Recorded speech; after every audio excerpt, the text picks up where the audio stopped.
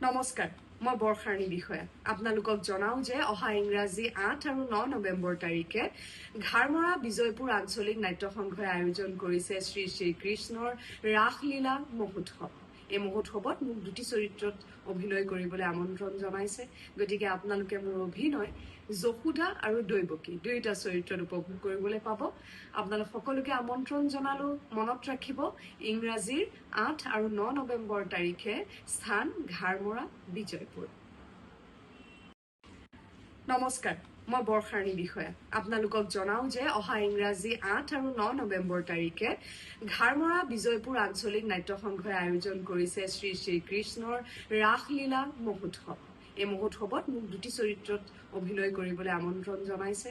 গতিকে আপোনালোকে মোৰ অভিনয় যশোদা আৰু দৈৱকী দুয়োটা চৰিত্ৰত উপভোগ কৰিবলৈ পাব।